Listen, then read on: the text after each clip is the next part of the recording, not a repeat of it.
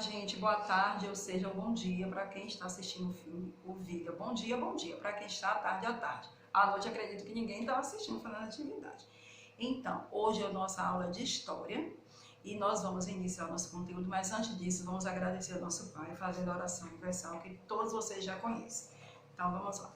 Pai nosso que está no céu, santificado seja o teu nome. Venha a nós o teu reino, seja feita a tua vontade, assim na terra como no céu, por nós que cada dia nos ajude. Perdoai as nossas ofensas, segundo as perdoamos a quem nos tem ofendido. Não nos deixeis cair em tentação, mas livra-nos do mal, porque teu é o reino, o poder e a glória, para sempre. Amém.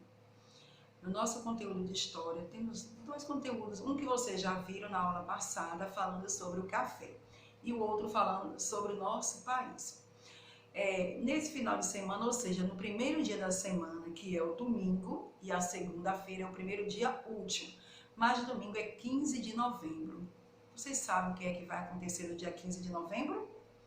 15 de novembro é o dia de nós proclamarmos. Proclamarmos o quê? A proclamação da nossa república. Por que república? Quem proclamou? Se antes da república, como era o nosso governo? Que sistema governava o nosso país? Então, lá no cronograma de vocês está apenas a atividade falando sobre a mudança do café. Mas a PRO acrescentou também falando sobre a República, sobre o nosso Brasil, Brasil República. Eu vou ler aqui um pequeno trecho do texto para vocês, e vocês estão lendo, fazendo a leitura também da página 89 do livro de vocês, a página 89 até a página 91, o texto com a atividade. Então vamos lá. O texto diz assim: Brasil República. Durante 67 anos, o Brasil viveu num regime de monarquia com os imperadores Dom Pedro I e Dom Pedro II.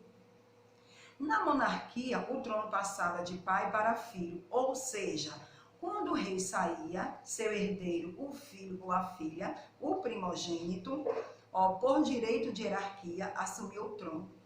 Assim, a herdeira do império deveria ser quem? A princesa Isabel. Mas será que ela chegou a governar? Vocês já ouviram falar que a princesa Isabel foi a imperadora do nosso país? Assim, a herdeira do império deveria ser a princesa Isabel. Se não houvesse, se não acontecesse, se não fosse o fato da proclamação da República. Então, antes disso, o que foi que aconteceu? Teve a proclamação da República. Por conta disso, ela não assumiu o trono. Então, nosso sistema de governo tem um nome chamado de hereditário. Por que hereditário? É quando vai passando de pai para filho. Então, antes do nosso Brasil se tornar uma república, que hoje ele é uma república, mas antigamente ele não era. Mas minha pró, se antes ele não era uma república, ele era o quê? Antes o nosso Brasil, nosso país era o quê? O sistema de governo dele era a monarquia. Quem governava era o que? Reis e imperadores, ou seja, pai ou filho. E ainda tinha que ser o primogênito.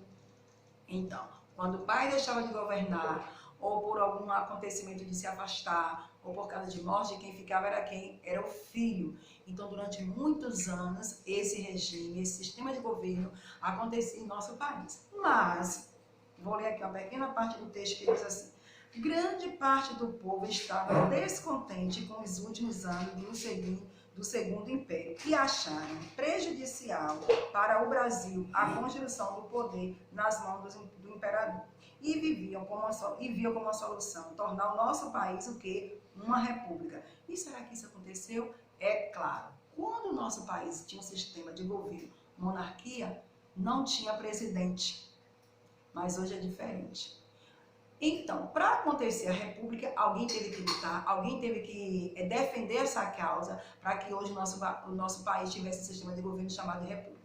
E quem foi essa pessoa? Essa pessoa passou a ser o primeiro presidente do nosso Brasil. E eu tenho certeza que vocês sabem quem era ele. Já leram alguns livros, e quem ainda não leu, quando começar a fazer a leitura desse texto na página 89, também na página 90, e as questões na página 91, vocês vão acrescentar o conhecimento de vocês. Porque no dia 15 de novembro de 1889 foi proclamada a República. Por conta disso, que no dia 15 de novembro, independente de ser um domingo ou dia de semana, sempre vai ser feriado.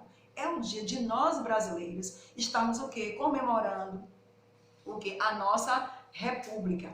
E na República, será que é o imperador que governa? Ou é o rei?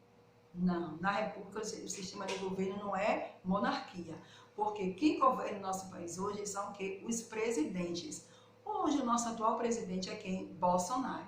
E sempre foi Bolsonaro? Não. Vocês já viram, já assistiram e sabem que já teve vários presidentes em nosso país. Que a cada 4 em 4 anos acontece a eleição para a mudança dos presidentes. No dia 15 também terá eleição. Mas só que essa eleição não é para decidir quem é que vai governar o nosso país. Não é para isso. É para vereadores e prefeitos dos nossos municípios. Mas daí a 2 anos, aí sim, há a eleição para quem? Para a escolha do novo presidente. Que nós não sabemos porque ainda não aconteceu a eleição e também não está em ritmo de eleição para presidente. Então, há uma diferença de quando o nosso país era república, quando o nosso país é república e quando o nosso país era monarquia. Então, na monarquia, quem governava era o quê? O poder passava de pai para filho, o sistema de governo era de reis ou imperadores. Já na monarquia, na república, quem governa é o presidente, mas o presidente governa sozinho? Não. Ele precisa de uma equipe, de uma assembleia de cooperadores para estar junto, discutindo projetos, discutindo leis para serem lançada para o nosso país, onde cada cidadão passa a cumprir as leis, obedecer essas leis ditas pelo nosso presidente. E vocês sabem que a sede central do nosso presidente está em Brasília. Falando sobre o nosso país, sobre a eleição, que é no dia 15, assista junto com os pais de vocês, assista junto com os colegas, com algum adulto, que vocês vão entender melhor como é que funciona essa forma de governo. Faça pesquisa, pode fazer pesquisa na internet, ver como era antes o nosso sistema de governo para hoje, que há uma diferença de quando o nosso país é república. Ainda na atividade de história, vocês agora vão para a página falando sobre a mudança trazida pelo café. Falamos na aula passada sobre o que? Sobre o ciclo do café, que não tinha mais escravo, que precisava de quem? Dos imigrantes para estarem trabalhando na lavoura do café. Já agora vamos falar das mudanças ocorridas trazida pelo café, ou seja, pelo fato da plantação da agricultura do café estar muito avançada, houve várias mudanças. Será que continuou? Será que os fazendeiros cresceram suas plantações de café, os cafeicultores, ou reduziu e foi se acabando? Lá no livro de vocês, na página 92, assim, por volta de 1870, existia poucas indústrias no Brasil. Com a expansão do café, o café foi crescendo, então as indústrias foram ficando bem menos. Muitos fazendeiros paulistas mudaram-se para as cidades e começaram a fazer o quê? A plantar? Não. Eles começaram a mudar para a cidade, então eles não iriam mais continuar fazendo plantação de café. Então eles passaram a fazer o quê? Indústria. E aí, o que aconteceu com a plantação do café? Aí sim, foi por conta disso aí que a mudança do café veio trazendo mudanças. E que mudanças foram essas? Lá no livro está bem claro. Em São Paulo, olha só, em São Paulo, várias transformações aconteceram. Aí vem a Estação da Luz, o Teatro Municipal, o Museu do Ipiranga, o Mercado Municipal, a Escola Caetano de Campos. Então, todas essas mudanças aconteceram por conta do café. Os fazendeiros não estavam mais fazendo aquela grande plantação de café, já não se tinha tanta mão de obra por conta que os escravos não eram mais, precisam de imigrantes, então a mão de obra foi diminuindo. Assim também aconteceu com os produtores do café, que eram chamados cafeicultores, os donos das fazendas e que eram os proprietários das terras onde acontecia a grande plantação de café. Então as mudanças foram essas. Texto bem pequeno, vocês têm a atividade da página 91 até a página 93.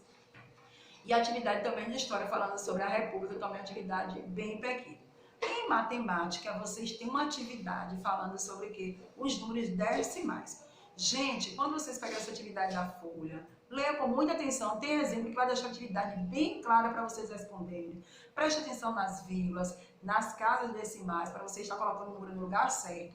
Inclusive, em uma das folhas, que são 2 folhas de matemática, tem um exemplo bem claro. Se vocês fizerem a leitura com bastante atenção, vocês não terão nenhuma dificuldade para estar preenchendo a tabela.